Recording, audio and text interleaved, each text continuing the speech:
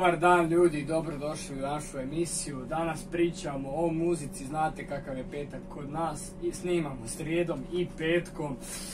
Ali prije muzike, koju uvijek govori Mislav Adjić, znate kakav je on kritičar i to sve.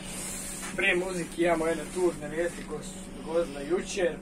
Kika, točnije Kristina Đukić, znate kao Kika na YouTube-u, je učinila samoubojstvo. Svi govore da su hate komentari i to sve, ali zapravo nisu, točnije negirali su hate komentari, negirali su tu informaciju roditelji i njezini prijatelji, tako da evo, to vam imam reći. Mislave, šta kažeš na to? Da, evo je jedan strašan događaj, svima dobar dan, evo želim jako vam i dobar dan, možda mnogima eto i nije zbog tog događaja koji se desio. Naravno, eto, Kristina Đukić, točne Kika, jedna od poznatijih youtuberka na Balkanu, 21 godište, i tako je to mlada djevojka da si može oduzeti život zbog takvih budala, ja bih rekao, jer stvarno nevjerojatno šta ljudi pišu. Eto ljudi, ja stvarno ne znam zašto to pišete i zbog čega takvi komentari se moraju uopće izaći u javnost. To držite za sebe ako je nešto sada vezano za neke gluposti, neću sad ja tu prostačiti, ali inače znate o čem mislim. Dakle, eto, ja ne znam zašto to koristite na YouTube-u javno tako da osramotite neku osobu. Zamislite sada neku osobu, zamislite da ste vi u toj situaciji i da vama neko to piše, kako bi se osjećali, onda stvarno ne znam. Ali eto sad da je baš došlo do toga, da je došlo do samoubojstva, onda stvarno ne znam dokle je taj cilj išao i šta je tu bila svega. Ali eto, nažalost vidite da neki ljudi to ne mogu ponijeti, da onda dođe naravno do takvih slučajeva samoubojstva ili nečeg još možda i kompliciranijeg, ali eto, uglavnom komentari su bili ružni, čitao sam i ja neke komentare. Želim bi stvarno glupo da sad pričamo tu komentare. Ali eto sada da, neću čitati, ima ih više, jako ih puno, ima 1000 komentara, ima na YouTube-u, na jedan njezinom videu, ali eto, uglavnom sad ti hejteri su došli na njen kanal i izražaju sućut, eto, na primjer, neka te čuvaju anđeli. Pa šta se onda vrijeđa osoba ako to govori? Mislim, to je malo glupo sada. Dok neki pričaju hejt i nakon toga opet još jedan hejt, mislim sad. Tako da eto, stvarno sažaljenja, evo mi ćemo danas u našoj produkciji Mićo odat minutu šutnje za ovakve slučajeve koji se događaju, koji nije jedini slučaj na Balkanu. Ako neki youtuber pogine, youtuberica, tako još jedna. Mogu reći samo da ima takvih slučajeva u Hrvatskoj na stotine, o kojima se uopće ne priča, o kojima niko ne objavlja informacije. Čiji ljudi se ubiju, niko ne objavi informacije. Evo, mi imamo koliko sad trenutačno, 150 skoro subscribera. Ali na primjer... Ali za neke veće subscribere to se njima... Ima puno tih hate komentara i svega, nama još ne. Nama će možda biti za par godina, ali mi se nećemo definitivno, da kažemo, uzeti naš život radi toga. Da, evo, na primjer, kod nas ima jako puno takvih slučaja, mogu čak i reći, ali sada o tome se ne priča se uopće, priča se o nekim važnijim slučajevima. Na primjer, evo sada nam umre, ne znam, da se ubije predsjednik države, o tome bi se pričalo 500 godina. Ali da umre, na primjer... Kada je došao Francuz, ovaj predsjednik francuski, to frajer, ali da umre, ne znam ko, to bi bilo, znate šta je to bilo? To se ne bi ni objavilo niti u novinama, niti nigdje. To se ne bi objavilo na lokalnoj televiziji. A to se ne bi nigdje objavilo. Dakle, eto, mi ćemo upravo za te slučajeve koji si prave to samoubojstvo, koji si naprave to samoubojstvo zbog nekih drugih osoba, ali ovako, ako im dođe do samoubojstva, ako su na nekoj psihičkoj bazi, da im je baš do toga samoubojstva došlo, zbog njih ćemo danas odati minutu šutnje.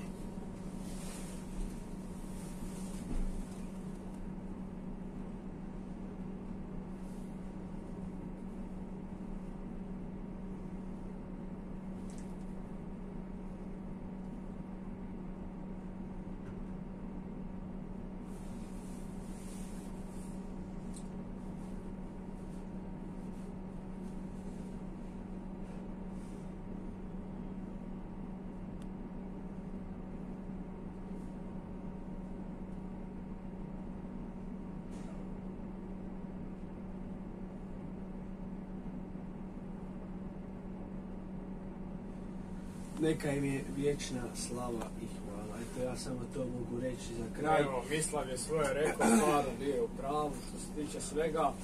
Sada gledajte, svi govore s hate komentari, a sad njezina porodica i njezini prijatelji pričaju nešto drugo stvarno. I to će negiraju na to, ko zna šta je, ko zna šta oni misle u svojim glavi, to ćemo još vidjeti tokom par dana, razum će se dogoditi, evo, Mislav ide papir. To bi bilo to što se tiče te situacije, što se tiče Kike, stvarno tužna situacija. Idemo na ljepše teme. Idemo na ljepše teme, ja slučajno krenuo nogomet, iću na nogomet. To vas je jedino što ostalo. Nekako petkom komentiramo i Super talent, pa ćemo nastaviti. Ko te iznenadio u polufinalu koje je bilo vedljivo? Pa evo, bilo je treće polufinale, je završilo, znamo ko je nastupao, znamo kojeg smo najavljivali, Fabijan Kovačević je sve opet iznenadio.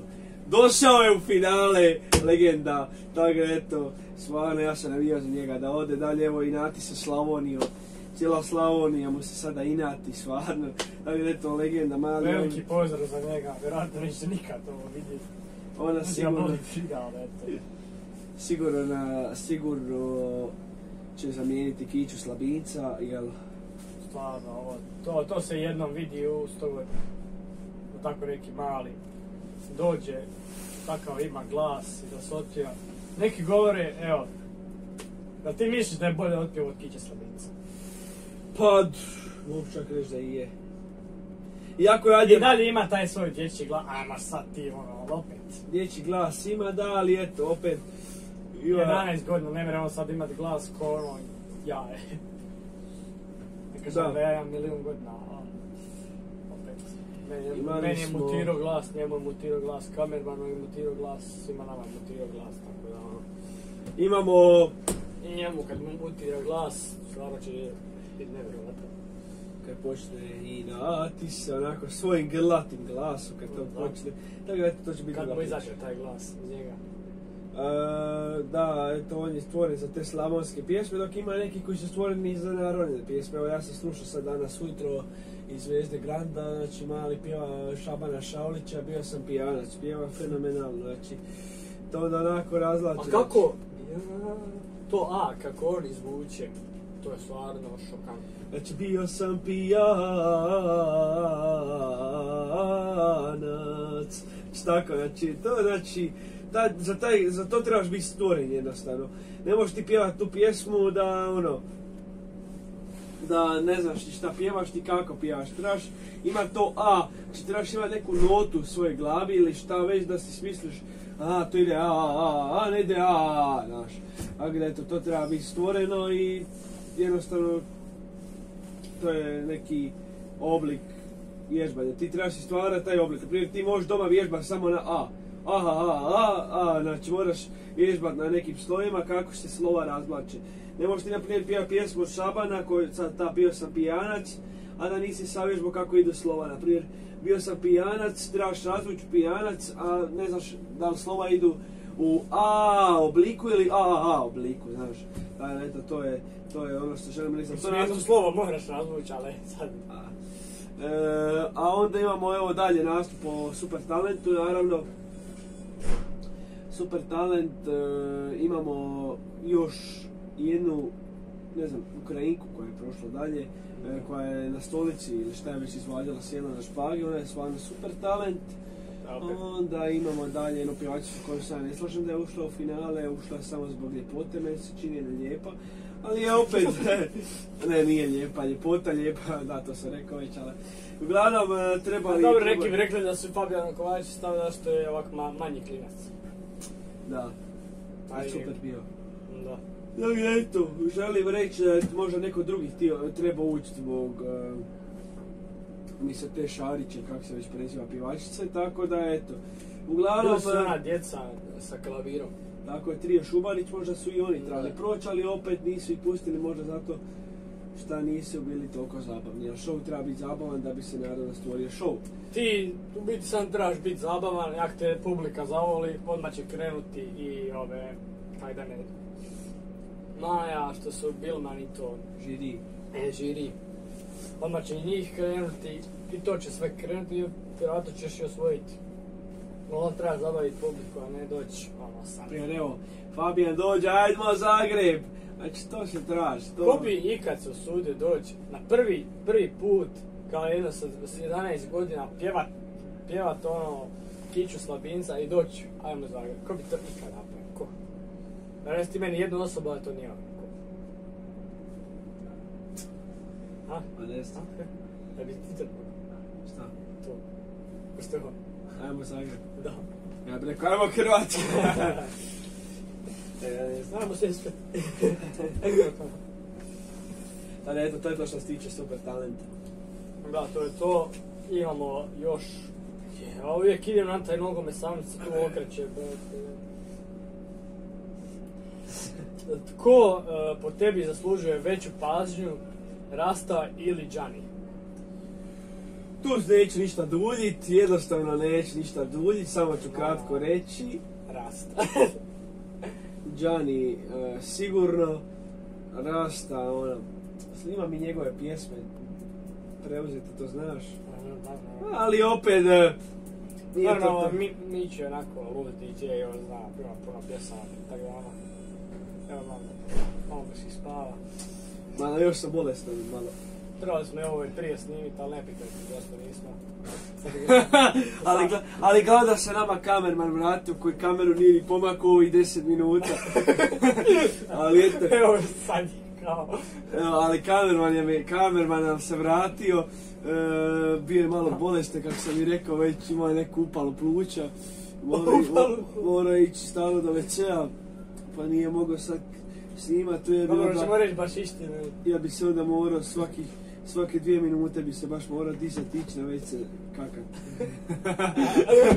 Šalim se. Ljudima se malo, nije to istina, nije istina. Bio je uglavnom malo kiho, kašlje i to, pa bi bilo sad malo glupo da iza kamere kiše i kašlja. Sljedeći video, face reveal, kamerman. Ali ujedno pretplatite se na njegu kanal, mislim svi ste već pretplaćeni. Ali dobro, uglavnom, većina. Tako da eto. Uglavnom što se tiče Giannija... Ništa, ma stalno okrećem za Gianni je... Dobro, za Giannija smo puno rekli. Giannija smo puno rekli, da, stvarno u ovim proteklim epizodama, ali eto, bit će i možda za koje 5 mjeseci, 4 mjeseca ili neko mišljenje o Gianniju, pa ćemo tu se raspričati. Sad nema potrebe, sad evo sam samo rekao ko je bolji, ne bi rekao da je nešto Rasta sad bolji od ali Giannija. ovisi, gledaj, sad, to su nekako drugčiji je žaner pjevanja. Gle, on više, Gianni je onako više narodnjaka, a Rasta je ono sad, znaš. Cajke i to. Da, je. Ali ono, vidit ćemo sve, vidit ćemo, ne znam, idemo tamo. Ovako, i Gianni, ja sam rekao, meni je bolji pjevač, ne znam, ono, naš napalim sa prijateljima.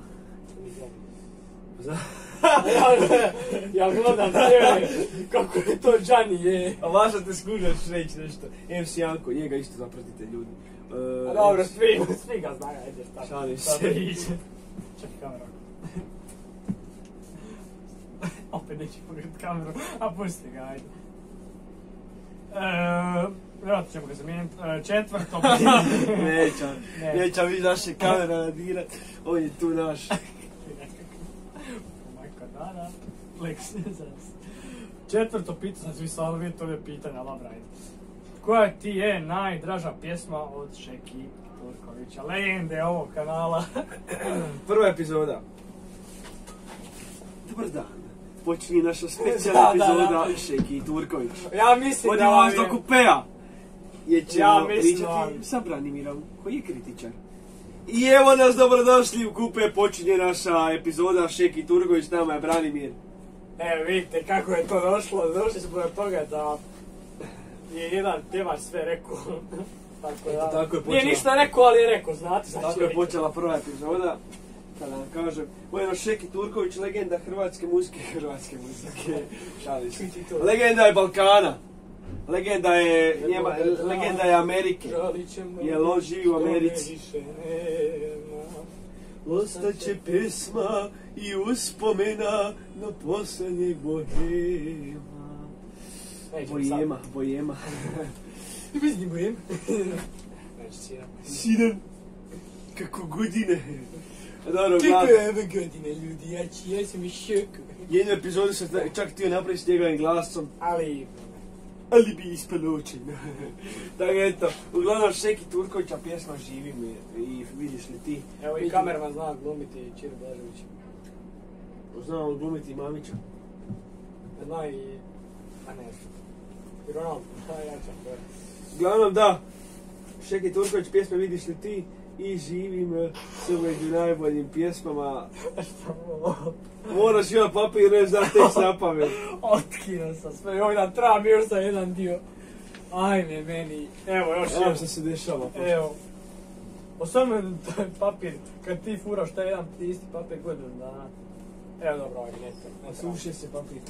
I evo ga, i za kraj, ususret i našem božićnom specijalu i ujedno ususret trećoj nedjelji adventa upalit ćemo treće svjetlo, da. To će treću lampicu. Tako je, zapjevat ćemo treću lampicu. Zapjevat. To sam rekao i prošli puta, tako? Ja mislim da da. A ne znam se me danas zapjevat ćemo. Pa dobro, muzika, nisi rekao zaigrat ćemo, znaš, Da, upalit ćemo treću lampicu. Ali ne još. Možeš sjesti još, čekaj malo. Evo što? A uglavnom, prvo ide pjesma koja se zove Pade s neba rosa sveta, pa ćemo onda mi lagano ući u to. Gle mene debila, nisam si zapisao, jesam dobro. Uglavnom, ide pjesma, pa ćemo za koju minutu onda minutu točno krenuti, naravno, malo u te doživlje još malo adventa, onda ćemo naravno i sve privesti polako kraju ove naše petkovne epizode.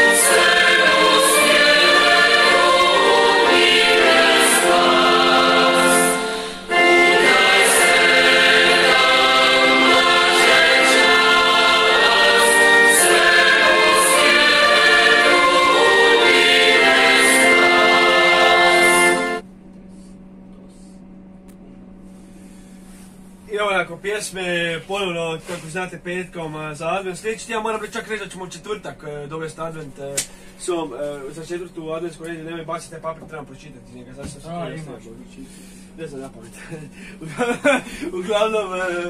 Uglavnom, eto, trebam reći jednu rečenicu, ali dobra, ajde. Jedna rečenica. A ne znam napamet, sam znate i glupo, ne znam napamet ništa. Uglavnom, ovako, sljedeći ovaj tjedan s petka ćemo znači to skratiti na četvrtak, pošto evo znate kako to idući tjedan izgleda, možda vam nisam rekao, ne znam jesam rekao na početku ili nisam, ali uglavnom eto, srijeda i četvrtak će vam biti epizode, a u petak ćemo mi snimati epizodu, ali epizoda neće izaći, pošto ćemo snimati božićni specijal. Počet ćemo već s time, tako da eto već za tjedan dana mi počinjemo, vi ćete to moći pogledati tek u petak na Badnjak 24.12. Tako da eto, jesi ti spreman za te božićni specijal? Nisam, naravno da nisam, da jesam. Uglavnom, eto. Kaj je to sutra? Da. Za tjedan dana. Uglavnom, zato će biti te epizode srijeda i četvrtak. Idući tjedan bilo bi nam malo naporno da snimamo dvije epizode u jednom danu. To smo već jednom iskušali, ako se ne varam, jel tako? Pa nam je bilo malo naporno snimati te tri epizode. Ne da čak jednom ću. Ono, znaš kad su dvije pravili? Da su zrče. Ne. Da, sa srcama, ali u ovoj sezoni, kažem, mislim smo to jednom napravili, mislim, zbog izolacije da smo snimali 2 epizode slučaj. Ali uglavnom je to opet od meni papira, nisam ništa pročitala, nema veze, ajde. Dosta ja se čitaj. Znači, ova svijeća, sam malo da pročitam, ja stvarno ne znam, napamet ljudi, oprostite mi. Kad si to sam, bok. Šta je ovo tu, ajme reci? A nije ni bitno, ajde, gledaj mi. Terće se. Oprosti mi. Ne baš se. Uglavnom, sad ne vidim ništa piše, ali dobro, uglavnom jedna rečenica, ljudi, vidite vi, ja sam toliko glup da ne znam pročitati jednu rečenicu, ali tako. Da. To trebaš vježbati. A vježbam. Vježbam, vidi. ADV, adventska svijeća, je ujedno pastirska svijeća, ova 3. svijeća, koja je li tamo... To je ova ili ona tamo sad je pitao? Ova tu je. A nemoj jebati. Izvinjam se što psujem jebote. Nema psova, da ti ja ne bi zavalio koji za uha, rekli smo da nema psovanja u našoj emisiji.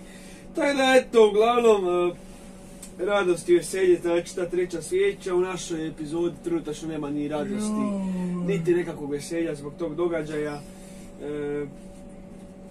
Tako da eto, radost i veselje možda tamo negdje pred Božić bude, sada dok je ova kriza i to, ne znam što da vam kažem, iskreno meni je isto žao zbog tih svih događaja koji su se dogodili. Dobro, to bi bilo sve za danas. Šuti sa žaljevom. Nemoj, ajde. Ujedno, da, evo, svijetli malo čuna, ali nema veze. I ova tam svijetli, sad je prestala pa je zasvijetlila ponovno. Ujedno, eto, šta još ja vam reći za tu svijeću, idite malo prošitajte adventom i vi, jer ako niste bili naravno u Zagrebu, nešto nije baš lijep advent ove godine, ali šta ćete, ne može svake godine biti najljepši advent u Hrvatskoj, kao što je bio 2019. 2019. je ujedno bio najljepši advent u Hrvatskoj, u cijeloj Europi, ali eto, šta da vam kažem, ove godine nije to došlo, zato što je korona sve zeznila. Tako da eto, advent nije kao što je bio prije, nema 150 kućice, ima 70 kućica, ali opet, zašto ne prošetati adventom, eto i ja, bila sam cijeli Zagreb. A duplo manje, bilo je 2019. 150 kućice i tada je Zagreb proglašen najljepšim gradom u Europi, zbog toga naravno adventa. Tako da eto, i 2018. Dakle, eto, bio je najljepši, a sad eto, nema ni klizališta u glavnom gradu Hrvatske, što je malo, eto. Da, stvarno. Ali eto, možete prošetati, zašto ne vidjeti advent i tako to, malo se zabaviti, pojesti koju fritulicu, debljace, koju kilicu pred Božić, to je sve normalno. Dobra, Karmela ne smršio 5 kila možda. Bilo sve za danas smo pričali o svakakvim temama, kiki, muzici, super talentu, evo i o adventu, ne znam o čemu nismo pričali. To je bilo sve za danas, vidimo se sljedeći tjedan u srijedu, jednak se me dogodi ono sa Tako da, to bi bilo sve za danas, do tada, doviđenja. Ugodan vikend i doviđenja i od mene.